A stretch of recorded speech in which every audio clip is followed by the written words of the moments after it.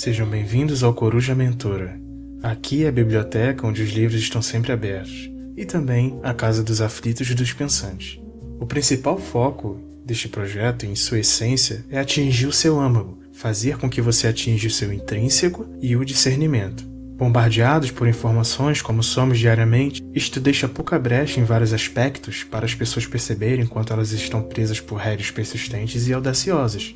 Então, meu papel como sua mentora é fazer com que você pense, reflita e almeje evolução. E claro, muita poesia. Afinal de contas, até mesmo as corujas podem ser poetisas. Doravante, deixo explícito que em todos os episódios irei recitar uma das minhas poesias. Claro que todas elas serão referentes ao tema abordado. Então peço que vocês prestem atenção na poesia, até porque poesia foi feita para ser sentida.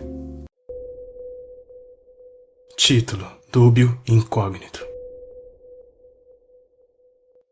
Sou o que sou, ou sou o que acho que sou? As mazelas que findam meu âmago sou mais do que posso contar, e me tomam por súbito suspiro. Aquilo que fiz já não mais persisto, aquilo que vejo é aquilo que visto.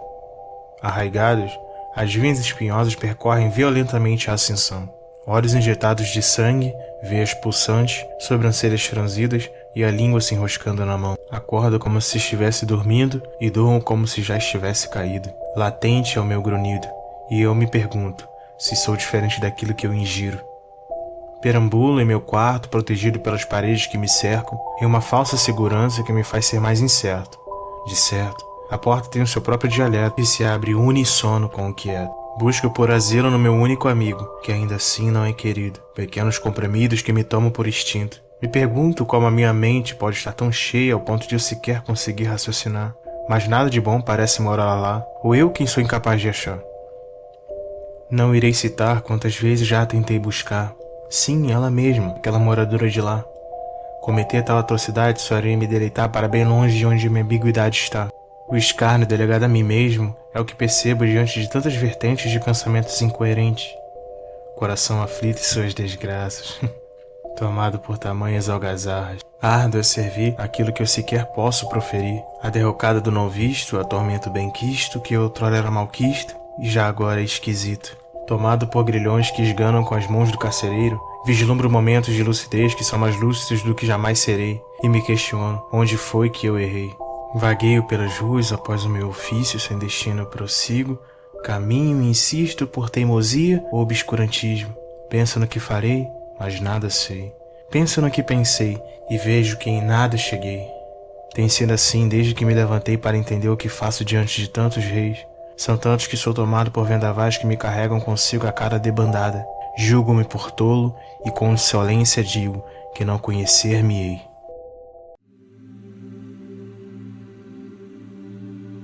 Intelectualidade na modernidade.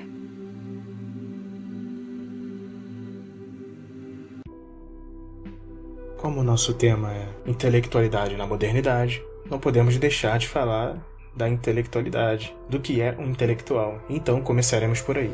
Eu percebo que muitas pessoas veem o intelectual como algo muito aristocrata, burocrático, algo extremamente acima da média. Talvez, só que eu também diria que é um certo devaneio das pessoas pensarem assim. Eu perguntei a muitas pessoas dentro do meu círculo de amizade e fora do meu círculo de amizade o que elas acham ou o que elas pensam sobre um intelectual. Se é que elas sabem o que significa um intelectual. Aquelas que diziam saber o que significa ser um intelectual, que foi a grande maioria, disse que o intelectual é uma pessoa inteligente. E aqueles pequeninos grupos que disseram que não sabiam o que era um intelectual, eles diziam que achava que intelectual era alguém rico ou alguém de grandes posses. Pasmem vocês ou não, mas é isso que as pessoas veem. Lógico que a minha base não é mundial, né? Eu não posso responder por todas as pessoas, obviamente que não. Mas esse projeto que eu fiz de perguntas sobre a intelectualidade, o que as pessoas veem como intelectual, durou mais de 5 meses. E as respostas, por incrível que pareçam, eram extremamente similares umas às outras. Não estou brincando, pois é. As respostas eram muito similares e isso me assustou um pouco, porque a intelectualidade ela vai muito além disso. Muita gente também remete a intelectualidade a diplomas, mas a intelectualidade também ela é adquirida através do senso crítico. Pois é, o senso crítico ele é muito importante na nossa vida. É por isso que uma boa coruja tem o hábito de ler. Então, eu, como uma coruja mentora, devo dizer para vocês, leiam. É importante. A leitura, ela ativa o senso crítico. Vocês vão literalmente desvendar aquilo que vocês não tinham a opção de ver. A literatura, ela abre algo que nós podemos categorizar como discernimento. O que é o discernimento? Etimologicamente falando, a palavra discernimento vem do latim, que significa discernere. Discernere significa partir, dividir ou separar. É literalmente colocar algo em distinção entre duas ou mais coisas. Irei parafrasear usando a metáfora da alegoria da caverna, de Platão. Literalmente aborda sobre habitantes de uma caverna, na qual nunca viram o mundo exterior. E dentro dessa caverna, eles possuem uma visão literalmente diferente da nossa. E qual é esta visão? Eles veem o mundo através de sombras. Imaginem dentro de uma caverna onde uma fogueira fica sombreando na parede imagens como de cavalos, de árvores, de tudo que há do exterior. Então, para aqueles habitantes da caverna, eles acreditam que aquilo é a vida real. Até que um prisioneiro sai da caverna. E quando esse prisioneiro sai da caverna, ele realmente vê o que é o mundo lá fora. Platão vai além, ele faz uma suposição de que provavelmente esse prisioneiro, a qual já está lá fora, no mundo exterior, voltasse para a caverna e revelasse para os outros prisioneiros que aquilo tudo era uma falsidade e que o mundo real estava lá fora, provavelmente ele seria morto, assim como Sócrates foi, apenas por tentar trazer o discernimento, trazer luz aos olhos das pessoas e abri-los, remover literalmente as jaulas que impedem a visão. Isso é o discernimento. Moral da história: nem tudo que parece ser é. E por mais que você não consiga ver a verdadeira essência daquilo, não quer dizer que aquilo seja literalmente aquilo que você acredita. Por exemplo, para os habitantes da caverna, eles realmente acreditam que as sombras realmente representam a realidade. Quer dizer que seja? Foi provado na história que não. Mas é o que eles conseguem ver. Esse é o discernimento deles atual. Eles não têm um discernimento de fato. Por isso, é importante termos o discernimento. O discernimento irá nos abrir portas, abrir visões. Iremos ter uma amplitude intelectual muito mais ampla. O leque de possibilidades, de visões, de pensamentos, de alegorias são muito mais extensos. Por isso eu reitero a importância do discernimento. Então, você percebe que o discernimento, ele abre sua visão. Provavelmente a resposta para aquilo que você deseja, ou até mesmo para aquilo que vai servir para o seu caminho de evolução pessoal, esteja à sua frente, só que você não percebe. Você ainda não tem olhos ou maturidade suficiente para aquilo, mas a maturidade e a personalidade é necessário ter uma busca. Então é necessário que você tenha vontade de buscar. A não ser que você esteja suficientemente tranquilo com você mesmo e satisfeito ao ponto de dizer: eu não quero aprender mais nada, já sei o suficiente. Se você se enquadra nessa categoria, este é o lugar errado para ti, né? Porque aqui nós gostamos de nos aprofundar e o que é raso não pode adentrar aqui com veemência, somente aquilo que é profundo. Estamos rodeados de superficialidade, então aqui literalmente é um lugar para nós abordarmos aquilo que é mais profundo. Eu vejo em muitos lugares, inclusive em mim, vi muito, e vejo em certos momentos da minha vida, o quão superficial é o nosso redor. E isso é realmente muito triste. E se você deixar isso te consumir, você irá sucumbir diante disto. É necessário ter uma corda, uma mão para puxá-lo deste poço, porque de fato é um lugar muito perigoso e que se você pestanejar, ele irá te engolir, sem clemência, sem misericórdia. É isto que acontece. O intelectual não é só a mente, mas também é o espírito. Termos aquela sensação de que algo está errado, por mais que a gente não consiga ver o que é. Eu acredito que todos vocês já tiveram isso. Se você sentir isso, comece a buscar formas de evolução, de respostas. E aqui estou eu, para te ajudar a buscar isto. Uma das possibilidades que vocês possuem para literalmente começar a achar essas respostas é a leitura. Ah, mas que livro eu vou começar a ler? São tantos livros. Suponhamos que as suas perguntas sejam referentes a o que é a vida, por que eu estou triste, eu não sei. Como eu vou achar um livro sobre isso? Não é tão difícil quanto parece. Existem sim diversos livros para isso. Provavelmente, se eu começar a sugerir diversos livros por aqui, vocês não lerão nenhum. Então a minha ideia é fazer com que vocês leiam aquilo que agrada a vocês. Procurem um gênero. Suponhamos que vocês gostam de aventura. Existem certos livros para isso. Vocês podem começar por aqueles que chamarem a atenção de vocês. Leiam a sinopse, lógico, buscando pelo gênero que vocês querem, e tente se integrar. Ah, mas eu não quero começar a ler, eu não quero. Nós podemos literalmente começar a ouvir. Temos essa opção atual, né, no Odiano, que a gente pode literalmente ouvir, em vez de só ler. Mas a importância da leitura é extremamente vital para a criação do senso crítico. O senso crítico é uma arma poderosa para o crescimento e a evolução de fato do ser humano e da intelectualidade. É inevitável.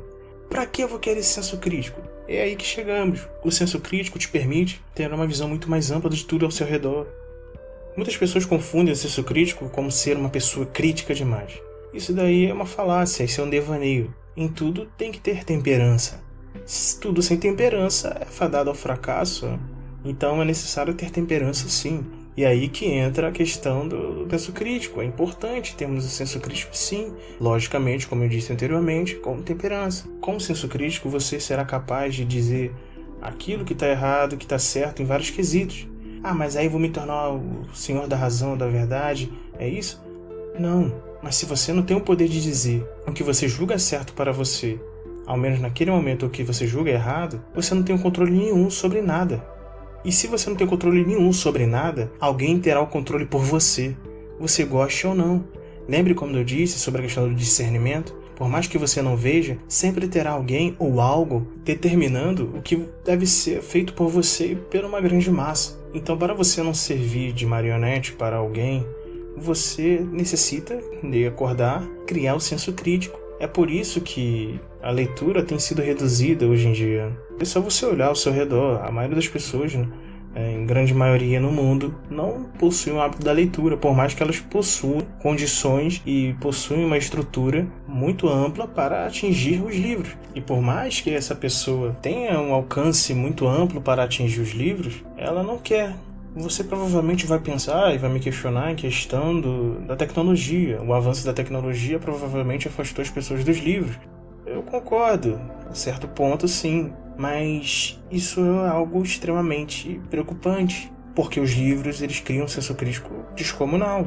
Ah, ele tá falando que na internet eu não posso? Você pode, mas se você conseguir focar o que é extremamente inviável, difícil, literalmente porque estamos rodeados por informações, e na internet a chance de estarmos rodeados por informações é muito ampla, é muito gigantesca. Todos nós sabemos, não seremos ingênuos daqui, então todos nós sabemos que a internet é rodeada de informações, que nos toma por súbito e nós deixamos de lado para fazer aquilo que nós tantos almejamos. Quantas vezes você começou um projeto, seja ele de línguas, e ele está inacabado? Existem outros motivos por ele estar inacabado? Sim, mas eu tenho certeza que o fato de você estar na internet e ter diversas opções provavelmente roubou o seu foco. Por isso que eu bato na tecla da leitura. E durante o trabalho, durante o caminho do trabalho, retorno para casa, estar sentado em algum lugar, tirar o início da manhã para a leitura. Isso é muito importante. Isso vai abranger seu senso crítico e com certeza absoluta sua evolução estará ali em ascensão. Além dos livros, também é extremamente importante nós raciocinarmos, meditarmos, sermos solilóquio. O que significa a palavra solilóquio? Solilóquio é aquela pessoa que conversa com ela mesma. E qual a importância de ser um solilóquio? Bom, vejamos.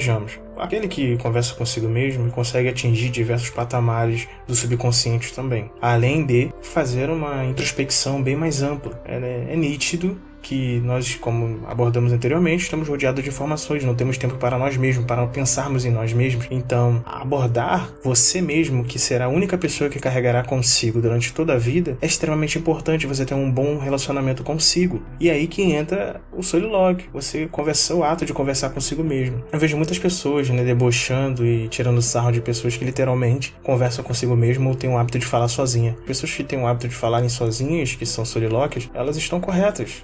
Elas não estão erradas, pelo contrário, elas estão extremamente sábias nessa questão, por mais que seja de forma inconsciente. Eles estão indo bem porque isso ajuda a organizar os pensamentos, assim como desenvolvê-los. Desta forma, você tem mais tempo para abordar o seu dia, para chegar em respostas mais amplas. Quantas vezes já não tivemos problemas na nossa vida que olhamos com mais cautela quando estávamos na cama ou no banho? Isto é devido porque durante o banho não estávamos fazendo algo que demanda tamanha atenção, além de ser um relaxante. Então, não deixe de falar consigo mesmo.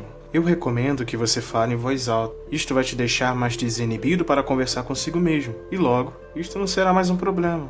Mas deixo muito claro que você pode conversar falando somente no seu interior, não há problema. O importante aqui é que você desenvolva o monólogo, ok? Lembre-se disso. Agora vamos para o conhecimento. Infelizmente, noto que algumas pessoas possuem uma certa aversão ao conhecimento, ligando diretamente à prepotência ou à desumildade. Devo dizer que isto é ignorância. O conhecimento não tem culpa daquele quem o usa. É importante, antes de tudo, removermos essa barreira que pode ter sido criada em seu âmago. Se você tem algum tipo de aversão ou repúdia pelo conhecimento, por mais que não seja diretamente, o dê mais uma chance. Ter sede e fome de conhecimento te levará para caminhos infinitos de possibilidades. E a melhor parte é que você irá notar esta caminhada. Eu me sinto na obrigação de dizer o que é o conhecimento. Então vejamos, conhecimento é o ato de perceber ou compreender por meio da razão e ou da experiência. Sim, como você pode notar, por meio da razão e ou experiência. Como o conhecimento não é exclusivo só daquele que estuda muito. Também devo ressaltar que eu dei ênfase no muito. Ainda assim é importante estudar, só para deixar muito claro. Para parafrasear, irei citar os mais importantes tipos de conhecimentos. Sendo eles, temos o conhecimento tácito, que se baseia nas experiências vivenciadas pelo indivíduo ao longo de sua vida. A etimologia da palavra tácito vem do latim tacitus, o tacitus que significa não expresso em palavras ou silencioso. Este é considerado como o lobo solitário, ou se você preferir, o autodidata do conhecimento. Também temos o conhecimento empírico, que é parecido com o tácito, mas tem suas diferenças. O conhecimento empírico é o senso comum. Este conhecimento surge a partir da interação e observação do ser humano com o ambiente que o cerca. Então note que a diferença para o conhecimento tácito é bem sutil, mas ainda assim é visível. Uma é baseada no indivíduo, e a outra nos arredores. Então logo, este é focado em deduções. O próximo é a contrapartida do conhecimento empírico. Literalmente o oposto. Estou falando do conhecimento científico. É o conhecimento baseado naquilo que é a comprovação por meio da ciência e analistas. É o que podemos chamar de conhecimento técnico. É aquele que a lógica predomina e geralmente é considerado um dos mais críticos. Também temos o conhecimento religioso, que por si só deixa explícito que ele é baseado na fé religiosa. Este anda em comunhão com a verdade absoluta, que explica o incógnito e os mistérios mais profundos da mente humana. A importância da comprovação científica é praticamente descartável, já que o seu combustível é a fé, e o seu foco está em dogmas. E por último, e não menos importante, temos o conhecimento filosófico, que envolve a relação do ser humano com o cotidiano. Mas não se limita só a isto, vai muito além. Ele se baseia em reflexões e especulações diante das questões. O conhecimento filosófico que dá vida aos conceitos que moldamos e tentamos explicar racionalmente, literalmente como estou fazendo com vocês agora. Então, o foco do conhecimento filosófico é a racionalidade. Como abordamos os tipos de conhecimento, então eu preciso fazer uma pergunta retórica para todos vocês. Você é capaz, neste exato momento, de delegar a si mesmo a autoanálise? Se você não for capaz, medite sobre isto. Tente identificar qual dos 5 tipos de conhecimento você mais vivencia e por quê. Se você for capaz, se pergunte o que te levou até este ponto, como você chegou até aí com esse tipo de conhecimento. Se ele era inconsciente para ti, o torne consciente e converse consigo, como abordamos em Ser Solilóquio, praticar o monólogo. O conhecimento é mais do que simplesmente estudar, como vocês podem ver. Conhecimento é poder. E o nosso último convidado para abordarmos a intelectualidade é o hábito. De acordo com a neurociência, apenas 5% das nossas decisões são tomadas conscientemente, e os outros 95% não. Se você for cético sobre a neurociência, não há problema, eu irei explicar sem ela. Lhe pergunto, quantas vezes você já notou que os seus hábitos não eram tão visíveis assim para ti? Aqueles que você costuma responder dizendo, eu sou assim mesmo, só faço, ou singelo, sei lá. Já parou para notar que quando você acorda, você sempre toma café ou uma outra substância líquida? Ou simplesmente deseja comer um pedaço de um pão específico? Esse é o seu ritual, você só faz. Mas ainda assim, isto se chama hábito. O hábito pode ser danoso, assim como benigno. Basta você aprender a ter um relacionamento saudável para com ele. Induzi-lo a fazer aquilo que você quer. Claro que, se você simplesmente não se importar com o hábito, é bem provável que você estará lotado de péssimos hábitos. Mas você só continuará assim caso você queira. E provavelmente você deve estar se perguntando, mas não faz sentido, você disse que de acordo com a neurociência, só 5% das nossas decisões são conscientes. Pois então, A ideia é induzir e não ter o total controle. Imagine que a indução seja um ponto de partida, no qual o seu subconsciente vai se lembrar para chegar em uma causa. Você induzindo-o ou não, ele irá continuar trabalhando. Então por que não induzi-lo ao que você quer em vez de deixá-lo fazendo tudo o que ele quiser?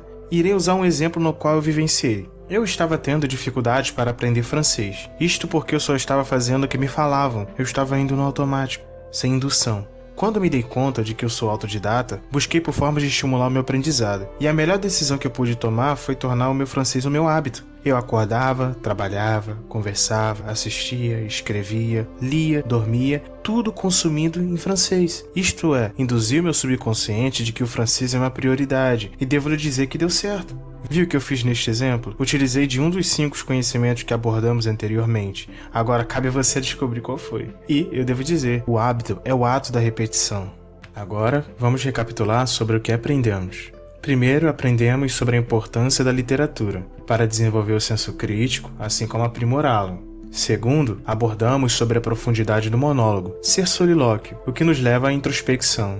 Terceiro, notamos a infinidade de conhecimento que nos rodeia e como um bom relacionamento com o mesmo abre portas imensuráveis. Quarto, analisamos o hábito e como ele pode ser utilizado para atingirmos a nossa melhor versão. Ah, não se esqueça que uma boa coruja coloca em prática aquilo que ela aprendeu. Nós estamos buscando melhorar diariamente. O nosso objetivo é ser melhor do que ontem. Então, se aprofunde em cada pensamento aqui verbalizado e não se esqueça, você não está sozinho. O nosso voo é silencioso, mas o nosso ser reverbera.